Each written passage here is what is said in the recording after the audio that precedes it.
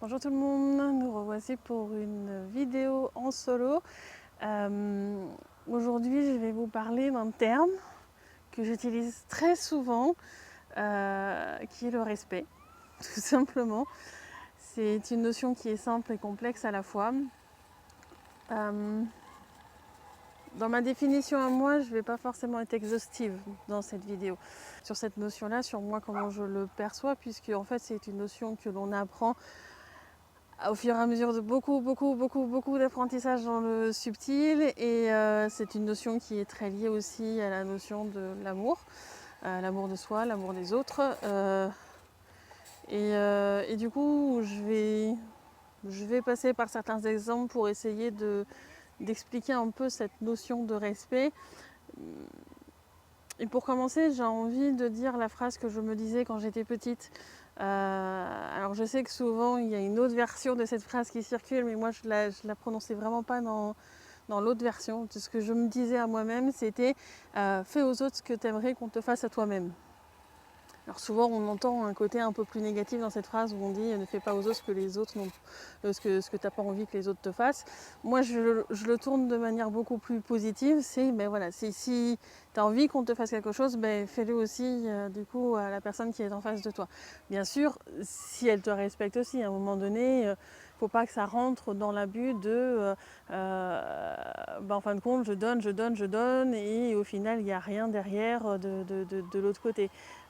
Et il en profite même éventuellement pour grappiller, je sais pas moi, de l'argent comme de l'aide en, je sais pas, en bricolage ou cuisine ou plein de choses comme ça. Voilà, c'est compliqué de donner une notion complète comme ça. C'est pour ça que je pense que je vais plus vous expliquer la notion de respect à partir de certains exemples.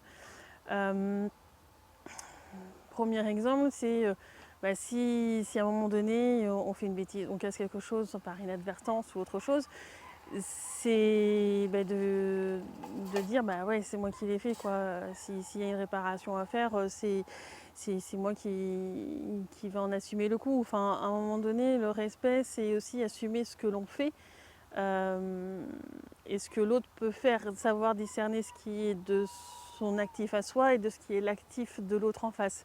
Le respect aussi, c'est savoir délimiter quel est son rayon, quel est son domaine, quel est son environnement et quel est celui de l'autre personne en face. J'entends souvent des personnes parler de souveraineté. Il me semble que j'en ai parlé dans une autre vidéo. J'essaierai de la retrouver et de vous la mettre en description.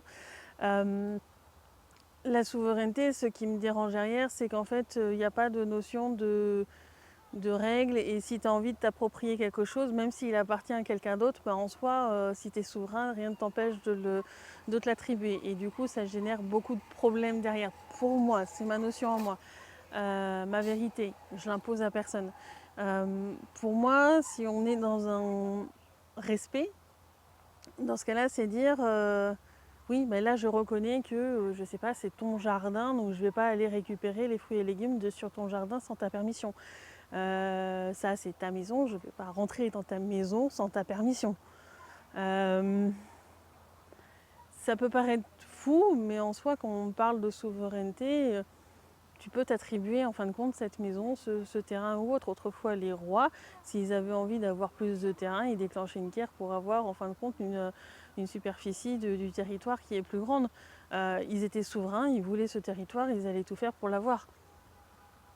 Ça c'est une notion qui me dérange du côté souverain, qui pour moi n'est pas dans le côté respect, parce que on va savoir où est la limitation de ce qui est à l'autre personne. Et encore là, il y a une autre chose qui quand même pour moi va rentrer en jeu, c'est-à-dire que ça c'est quand on regarde que d'un point de vue humain et qu'on ne tient pas forcément compte de tout. Mais tout à l'heure, quand je parlais de jardin, c'est ton jardin, donc je ne vais pas aller prendre les légumes qui sont dessus. C'était aussi, en fin de compte, pour moi, aujourd'hui, dans ma vérité, c'est aussi demander à la conscience du jardin. C'est-à-dire que, ok, le propriétaire dans la matière me dit c'est bon, tu peux prendre des légumes. Mais est-ce que la conscience du jardin a bien envie, ou le légume en lui-même, est-ce qu'il a bien envie que je le cueille pour moi ? c'est encore une autre histoire. Mais en soi, pour moi, si on est amené à manger un légume, il faut que ça soit sur son chemin d'être mangé par nous.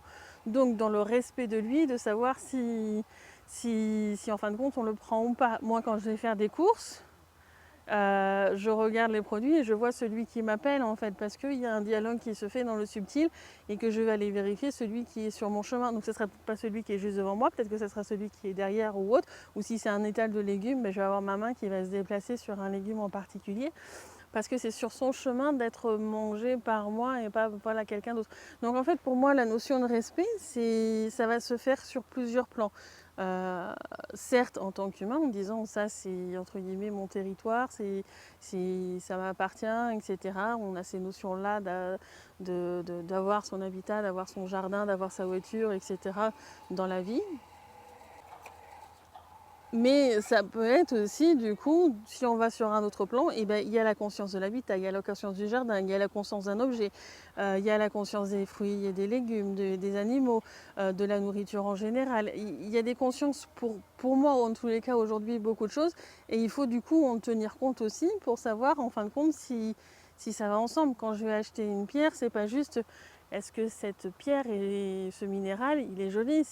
Moi, ça m'est arrivé. Pour donner un exemple, j'étais dans un magasin ésotérique il y a pas mal d'années, je pense qu'il y a plus de 10 ans que ça, et je ressentais que j'avais acheté un pendule. Et du coup, je regarde le présentoir à pendule, je le fais tourner dans ma main, et la question c'est est-ce que tu as envie de travailler avec moi? Tous les pendules avaient envie de travailler avec moi, sans exception. J'ai dit ah merde, je suis pas dans la merde, c'est lesquels qu'il faut que je prenne. Donc, du coup, j'ai essayé de trouver une autre question. Et c'était parce que c'est toi qui dois m'accompagner que je dois acheter. Et là, bizarrement, il n'y en a plus qu'un seul qui a répondu oui. Et donc, après, à soi de trouver la bonne question pour savoir ce qui est bon. Mais là, c'était savoir lequel qui devait m'accompagner sur le chemin, lequel avec qui. Sa mission, c'était de travailler avec moi et ma mission, c'est de travailler avec lui.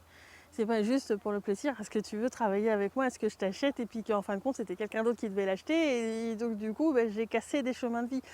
Non, pour moi le respect c'est aussi ça, c'est tenir compte de tous les aspects. Si quelqu'un est sur un apprentissage de soins énergétiques et que il m'accompagne par exemple pour quelque chose, et peut-être qu'à un moment donné, je devrais le guider, l'accompagner pour apprendre certaines notions. Dans ce cas-là, c'est dans le respect que je vais lui décrire les choses, mais je ne vais pas le faire moi-même, même si j'en ai la capacité. C'est pas ma mission à moi de faire le soin, etc. Peut-être de se guider une autre personne qui va apprendre à le faire. Et pour moi, en fin de compte, cette notion de respect va avec du coup aussi l'écoute intérieure, parce qu'il faut être vraiment très à l'écoute pour arriver à un certain degré de respect. Il faut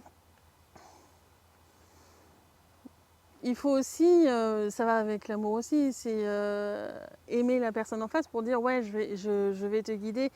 Oui, c'est bien avec toi qu'il faut que je t'accompagne, et dire des fois non, c'est pas mon rôle de faire ça.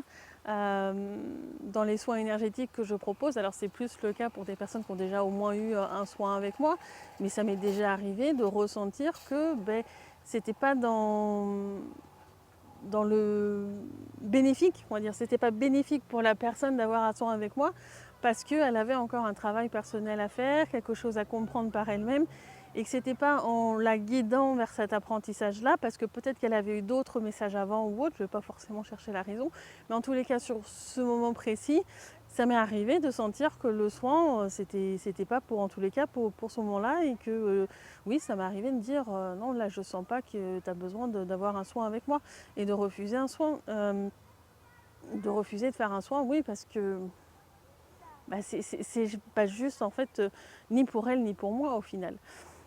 Donc c'est savoir être à cette écoute-là de ce qui est bon pour l'un, de ce qui est bon pour soi, de ce que l'on est supposé entre guillemets faire pour avancer de manière optimale, pour ne pas empiéter sur les plates-bandes des autres, que ce soit leurs apprentissages, leur nourriture ou autre.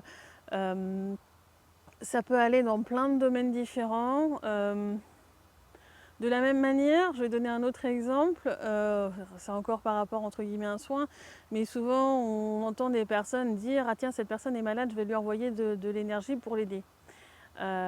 C'est bien beau tout ça, mais est-ce que la personne à la base a demandé de l'aide?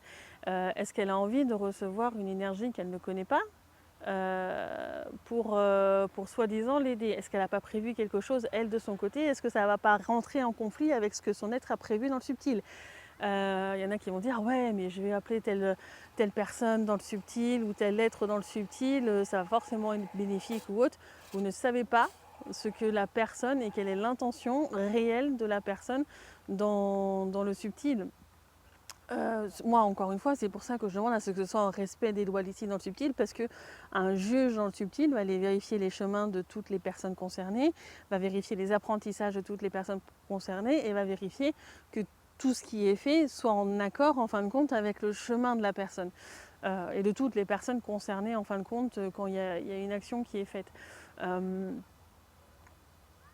Il y a des fois des choses, alors pour revenir à cet exemple-là, moi personnellement, quand je vais donner un soin, alors ça m'arrive des fois de capter un petit peu certaines choses avant, mais c'est parce que j'aurais eu un contact soit en personnel, soit en téléphonique, et je vais demander à la personne, est-ce que tu m'autorises à regarder?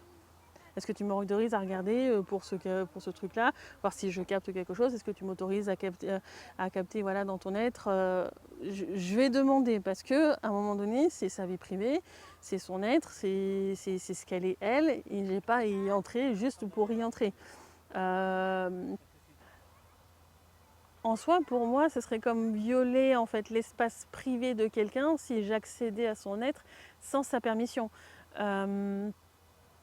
C'est pour ça que j'accède à son être. Alors, il y a des dialogues en général qui se font avec les guides, etc. À partir du moment où il y a le prise de rendez-vous, il y a un travail qui se fait en amont dans le subtil avec les guides et autre chose. Des fois, la personne va le ressentir parce que il peut y avoir un travail. Moi, je me souviens d'une fois quelqu'un qui a senti, bah, tiens, j'ai senti mon chien qui agissait différemment et on avait vu des problématiques vis-à-vis du comportement du chien, etc. pendant le soin.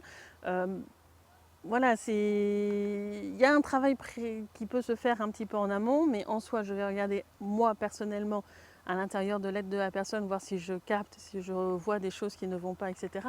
Au moment où il y aura le soin, et comme je le dis, il y a toujours un suivi après le soin.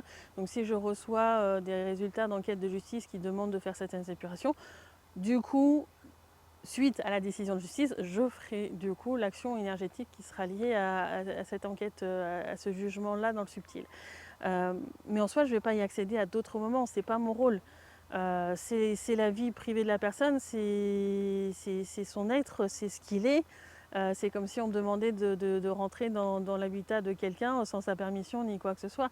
En acceptant un soin avec moi, elle accepte. En fin de compte, que je regarde dans son être pendant le soin pour pouvoir faire les éléments qui concernent le soin, mais ça ne va pas au-delà de ça. Quand il y en a qui me demandent des fois après, tu te souviens, tu as dit ça ou autre, je ne me souviens pas en fait. Forcément, je capte beaucoup de choses à chaque instant. Je ne me souviens pas forcément de ce qu'il y a pu y avoir avant, etc. Par contre, je sais que quand j'ai reçois avec la personne, souvent les choses me reviennent parce que du coup, j'ai re-accès à son aide, donc je revois les choses, je les recapte à ce moment-là. Et de la même manière, si ça m'est arrivé, de manière un petit peu différente, mais quand il y a des personnes qui posent des questions, moi je ne vois pas directement et je n'entends pas directement dans le subtil. Je vais avoir du coup juste des mots qui vont me venir autres pour décrire, et ça m'est arrivé qu'il y en avait qui voyaient autre et puis ils disent bah tiens, tu vois qui est-ce qui est à côté de nous dans le subtil?